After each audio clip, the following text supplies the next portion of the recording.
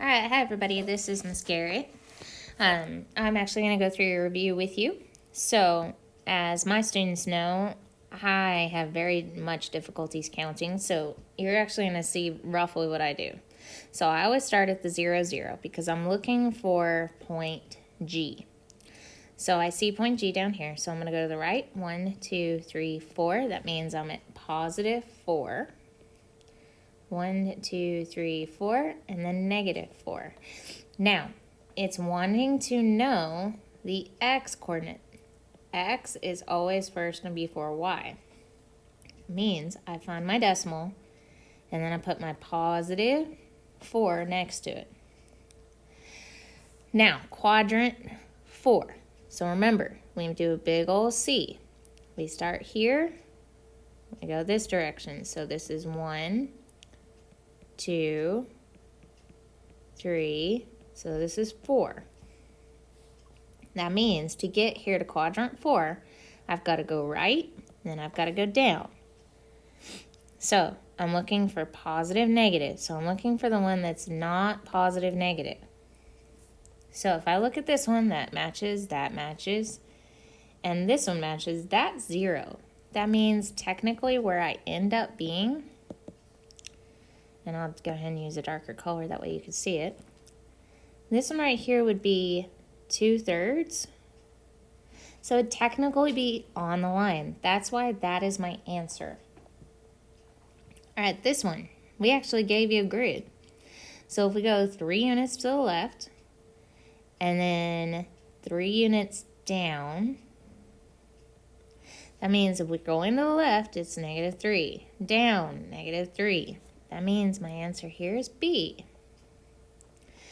All right, so this one, I love these kind because all you really have to do, you don't really even have to look at the graph first.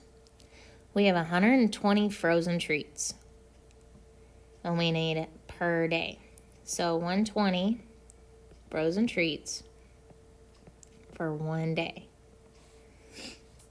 Now, if I look at what I'm looking at, this is saying I have one frozen treat for maybe 120, one frozen treat for 120. That means both of those are wrong. One, and if I look where my graph is, that's 100. That means that one's wrong. There's only one graph that even works. And that's it for 1 through 4. Now, number 5. Number 5 is a little trickier because you're going to have to basically come up with a possible situation. So here's what I know. I know at 0, I have 2. At 1, I have 3, 2, 4. So that means each time I'm doing x plus 2 to get me y. That is my relationship between the two.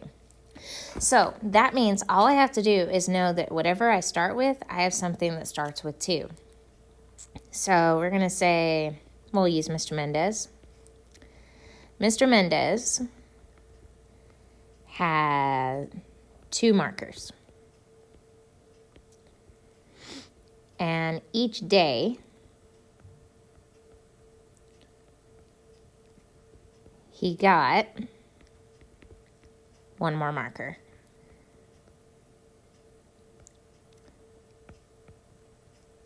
I'm going to actually take that off.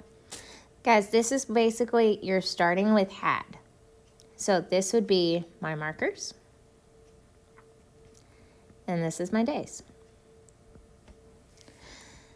That's all you have to do. You're just looking for whenever you're starting with. So that is a good keyword right there. Saying had or I have, anything like that. That's always an indication that, hey, that is one that's 2. All right, so this one says the graph shows a relationship between the hours soccer team practiced, and then it goes from there. So how many hours did they start with before the season began? So if the season began at 1 hour or 1 day, that means they did 6 hours. How do I know that? My graph's here at 0, but it doesn't start here. It starts here. So that means for each one, I'm doing x plus 6 to get to y.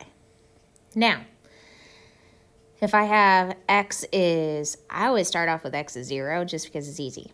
So if I put in 0 plus 5.5, I get 5.5. 1.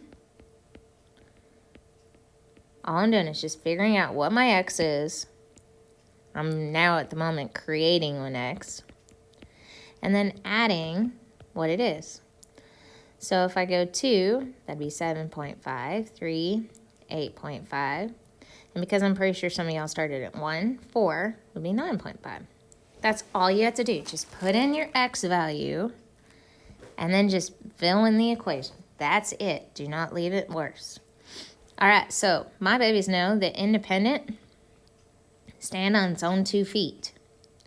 So if I'm looking for which list represents the independent values, that means I'm looking at these ones down here. So it looks like we have probably 5, for sure 10. We've got 0. Looks like probably 15. And 20. So now all I have to do is look for these. So I have 0, 5, 10, 15, 20. That means C is my correct answer. There was nothing on 25. That's why D was wrong. All right, number 9. Yeah, I'm going through this pretty quick. If you have questions, you're welcome to email me, ngarrett@ptsd.org. I don't mind a bit. So basically, I love these things because all I have to do is figure out how to get from M to P. Because if we're talking minutes, this is my X, this is my Y. Because time, unless it's basically marking something, is always going to be my independent. So from here, all I have to do is multiply by 3 each time to get to my Y. That means my P is equal to 3M. Now, if you weren't sure, put your stuff back in. So if I have 3 is equal to 3 times 9, would that work? No. If I have P is 9, if I do 3 plus 30, does that work? No. It doesn't work. None of those work. If you're not sure, put it in. All right, so this next one. It's wanting to know additive, multiplicative. And I'm seeing each one is additive and multiplicative. So if I have 0, 0, automatically multiplicative. You're multiplying on both. There is nothing I can add to get to 0 and then change to get to here. That means both sets are multiplying.